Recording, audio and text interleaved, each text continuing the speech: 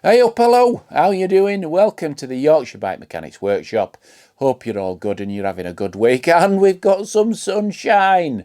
Yes, we have. We've got a little bit of sunshine today, which is always nice to see considering what a rubbish couple of weeks we've had with rain and wind and destruction and everything else that goes on with it. So it's nice to see a little bit of sunshine today. Anyway, on with the subject. In my quest to find a decent sealed bearing hub that's not quite as pricey as the Hope Pro 4s or the DT Swiss 350s, that's a little bit better quality than the budget end Shimano's, then I think I've found something that we really need to be looking at and we needed to be reviewing. So the rear hub that I'm going to be looking at today is a Bitex mountain bike hub. It's a boost hub, and we're quite impressed. We've built a couple of wheels with these, and we're quite impressed with how these hubs are manufactured, the quality, in particular the engagement system, and how this hub is serviced, the reliability of it, the cost of maintenance, all those things we're going to review. So let's crack on.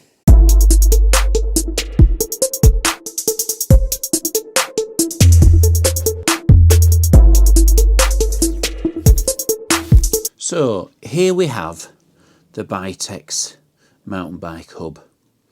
Now this one's boost, it's 6 bolt, 32 hole, and it's got an XD driver on it. But you can actually get them with a Shimano HG driver, but you can also buy a separate microspline free hub body for it too.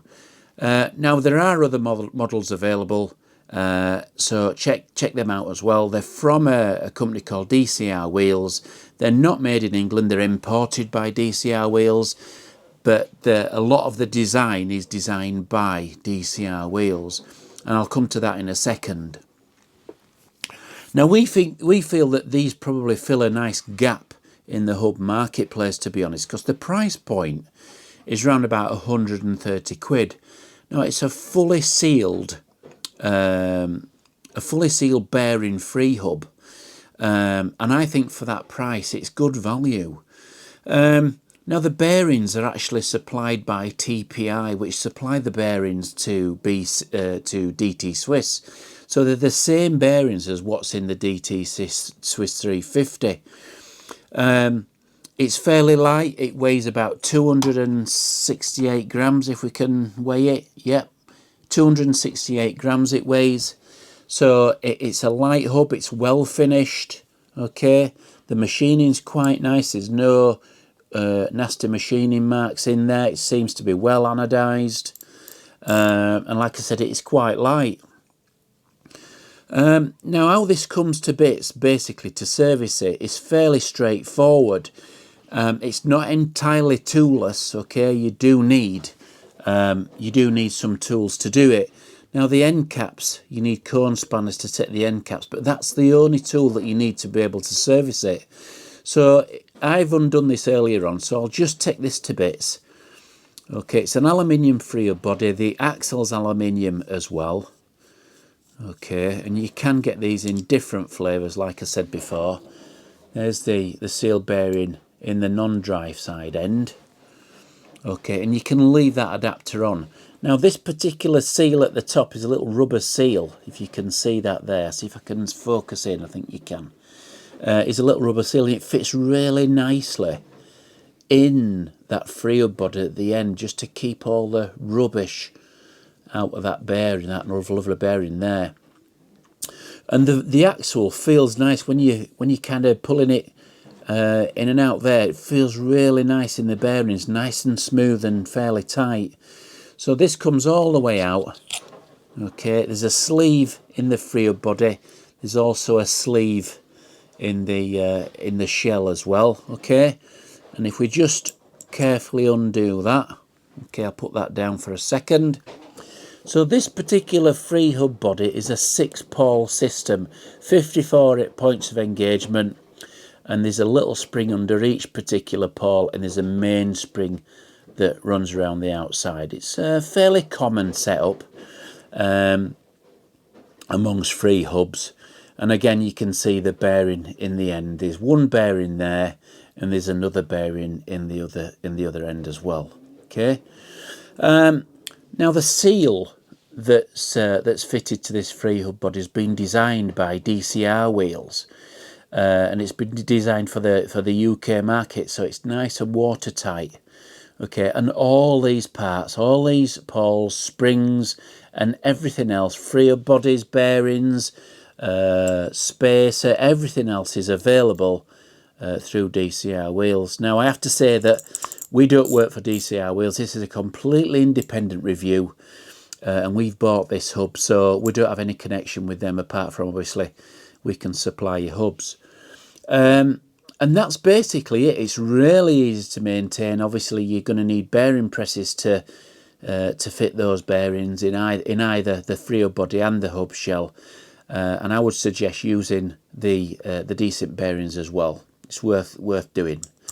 And I think this fits a nice gap in the marketplace at 130 quid. So we'll just bob that back. Again, it goes together really nice. That slides in there, and then we can just screw that end cap back on.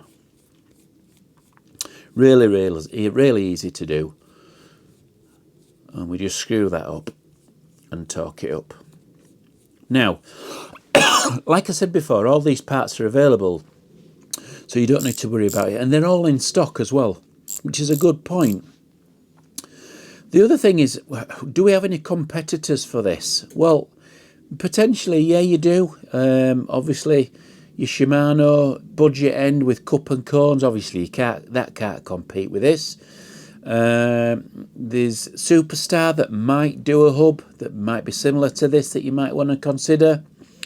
I don't know whether Halo might do a hub that's very similar to the price point, that has a decent engagement system. But with this having 54 points of engagement, you can safely put this on an e-bike and it will be quite happy to stand up to the load that an e-bike produces. Again, main point is that you can get all the spares for it.